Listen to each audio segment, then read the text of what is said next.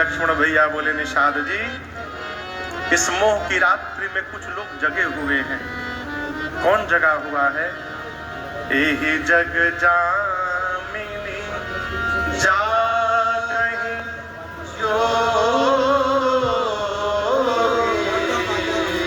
परमारथी प्रपंच लियो। मनुष्य को कब माना जाएगा कि ये जगा हुआ है?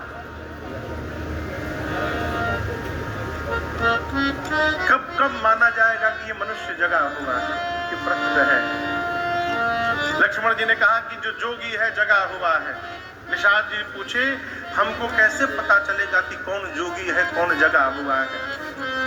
लक्ष्मण जी कहते हैं, मनुष्य को आप तभी जगा हुआ जानिएगा। कब? जानिय तबहि जीव जग जग जागा। कब? जब सब विषय विलास विरागा। मनुष्य को उसी समय मानना चाहिए कि ये मनुष्य जगा हुआ है। कब? जब समस्त विषयों से उसके मन को वैराग्य प्राप्त हो जाए। जब सब विषय विलास विरागा। अब ये प्रश्न है कि वैराग्य होगा कैसे, और वैराग्य होना क्यों आवश्यक है? वैराग्य होने के बाद होई विवेक। अब विवेक होगा तो मोह के कारण हम रो रहे हैं, ये मोह भ्रम भागा। मोह रुला रहा है, मोह रुला रहा है सपना दिखाकर। विवेक होगा तो ये मोह का भ्रम समाप्त होगा, और जब ये मोह का भ्रम समाप्त होगा तब रघुनाथ चरण अनुरागा। तब जाकर रघुनाथ जी के चरणों में अनुराग स्थापित होगा। तो ये वैराग्य कैसे होगा, ये प्रश्न है। मानस में सिद्धांत है, धर्मत विरति, धर्माचरण से वैराग्य होता है। लक्ष्मण जी ने प्रश्न किया राम जी से अरण्य कांड में, अरण्य कांड में न हो, अरण्य कांड में। तब राम जी ने कहा है कि वैराग्य कैसे प्राप्त होगा? प्रथम ही विप्र चरण अति प्रीति, निज निज कर्म निरति श्रुति रीति। एहि कर फल पुनि, एहि कर फल पुनि, विषय विरागा। तब मम धर्म उपज अनुरागा। दो चौपाई में रघुनाथ जी ने पूरा जीवन का चक्र समझा दिया। चौपाई में रघुनाथ जी ने पूरा जीवन का चक्र समझा दिया। क्या करना है? सबसे पहले विप्र के चरण में प्रेम करना है। विप्र समझ रहे हैं? विप्र मने, जोर से कहिए, ब्राह्मण। विप्र मने संत, विप्र मने पंडित जी, विप्र मने जो किसी भी वर्ण में जन्म लिया हो लेकिन उसका जीवन संत के समान है, वो भी विप्र है। किसी भी वर्ण में जन्म लिया हो, यदि उसका आचरण संत के समान है, संतत्व से भरा है, वो भी विप्र है, वो भी मुनि है। अरे विश्वामित्र क्षत्रिय होकर महामुनि बन सकते हैं कि नहीं बन सकते हैं? कहिए। जिसका आचरण श्रेष्ठ हो विप्र है। विप्र कौन? गौ मैया, देसी गौ मैया, मौसी नहीं, जर्सी गाय नहीं, अब भैंस मौसी तो कबो नहीं।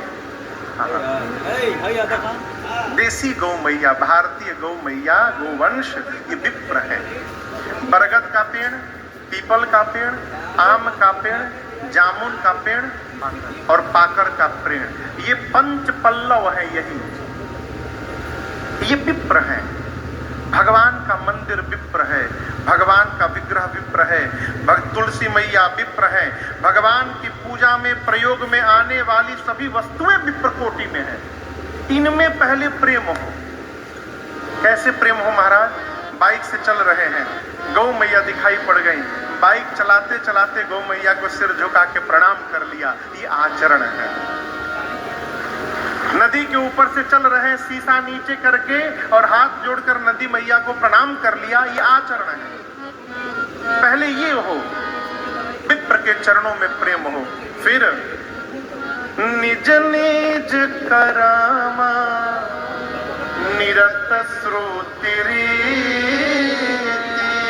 श्रुति रीति, वेद ने जिसको जो कर्म करने की आज्ञा दी है, अपने अपने कर्म का पालन करें। यहाँ बहुत सारे विद्यार्थी बैठे हैं। विद्यार्थी का कर्म 5 घंटा पूजा करना नहीं है, विद्यार्थी का कर्म है पढ़ाई करना। विद्यार्थी यदि 4 घंटा अगरबत्ती दिखाएगा तो पढ़ेगा कब? उसका पढ़ाना ही उसके जीवन का कर्म है और उसकी पूजा है। किसान का कर्म है खेती करना, जो व्यापारी है उनका कर्म है व्यापार करना। 4 वर्ण है। अयोध्या कांड में गुरुदेव भगवान वशिष्ठ जी कहते हैं भरत जी से, ब्राह्मण का कर्म क्या है? वेद का अध्ययन करना। सोचिए विप्रज वेद विहीना तज निज धर्म विषय लय लीना। जो वेद से विहीन हो गया धर्म ब्राह्मण, उसको उसके बारे में सोचना चाहिए, वो सोच करने योग्य है। क्षत्रिय का धर्म कर्म क्या है? अपनी प्रजा को प्राण के समान प्रेम करना और नीति का पालन करना, ये उसका कर्म है, वेद आज्ञा है। वैश्य, वैश्य समझते हैं?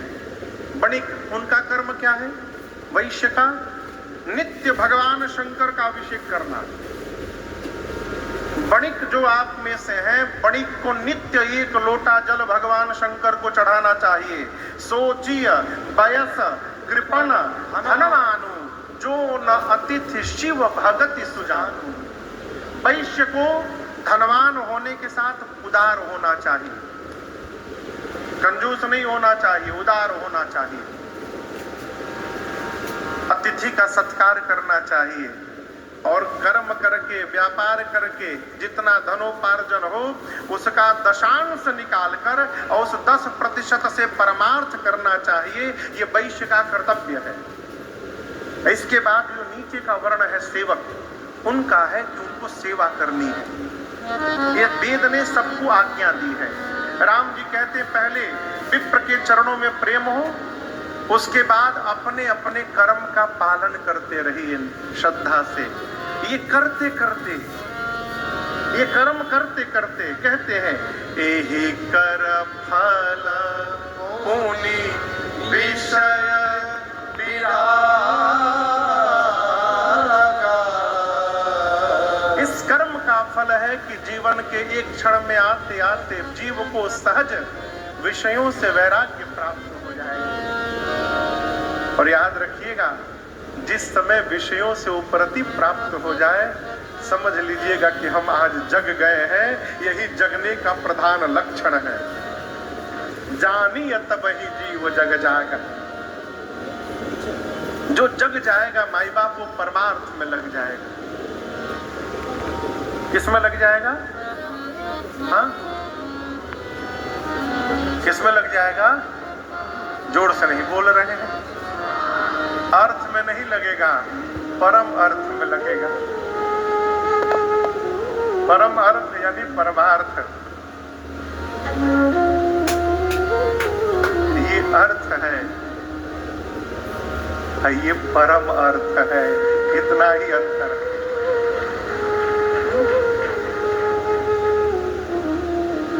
निषाद जी बोले लक्ष्मण जी हमको परमार्थ समझा दीजिए। बोले लक्ष्मण जी परिभाषा तो बहुत बड़ी है, मैं आपको एक बात कहता हूं। सखा परम परमार्थ ए हो, सखा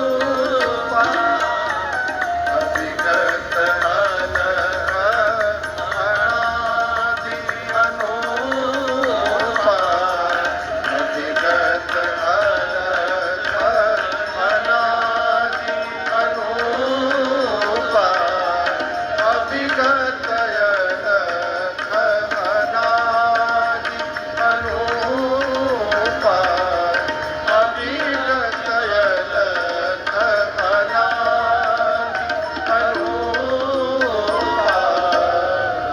लक्ष्मण भैया ने कहा सखा परम परमार्थ यही है कि मनसा वाचा कर्मणा रघुनाथ जी के चरणों में प्रेम हो जाए। क्यों? जिन राम जी को लेकर आप दुखी हुए हैं कि राम जी को दुख हो गया है, ये जीव नहीं है। निषाद जी पूछे कौन है? लक्ष्मण जी बोले ये राम ब्रह्म परमार्थ रूपा। ये जो सोए हैं ये राम जी ब्रह्म है, परमार्थ के स्वरूप है, अभिगत है, अलख है, अनादि है और अनुपम है। समस्त विकारों से रहित है, सकल विकार रहित गत भेदा। आप जिनको देख रहे हैं कि यहां से वहां तक सोए हैं, न इनके प्रारंभ का पता है न इनके अंत का पता है। वेद इनको नेति नेति कहते हैं दिन रात।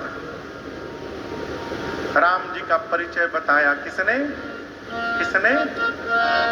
कहिए। लक्ष्मण जी ने किसको बताया? निषाद राजगुह जी को। अब यहां मेरा एक प्रश्न है, पूछूं? पिताजी ने कहा है कि ये बात किसी को बताना नहीं है, तो क्या संतान के लिए उचित है कि वो बात किसी को बता दे? कहिए कहिए, पूछ रहा हूं। राम जी रामा अवतार में जब तक रावण का अंत नहीं किए, भगवान एक बार भी ये प्रकट नहीं होने दिए कि मैं भगवान हूं। केवल मां कौशल्या को भगवान ने विराट रूप दिखाया, और वो भी जब दूसरी बार दिखाया तो हाथ जोड़कर राम जी ने कहा मां आपने जो देखा है किसी से बताइएगा मत। तो जिस बात को भगवान छिपा के चल रहे हैं, आज लक्ष्मण जी उस बात को क्यों प्रकट कर दिए निषाद राजगुह के सामने? ये प्रश्न है, प्रश्न है ना। जिस बात को, जिस स्वरूप को भगवान छिपा करके बैठे हैं, लक्ष्मण जी ने वो बात, वो स्वरूप निषाद राजगुह के सम्मुख क्यों प्रकट किया?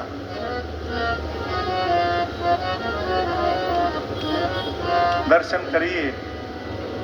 आज लक्ष्मण जी प्रवचन नहीं दिए हैं, लक्ष्मण जी के हृदय में बैठकर रघुनाथ जी ही प्रवचन दे रहे हैं और भगवान ही प्रकट करवा रहे हैं। क्यों?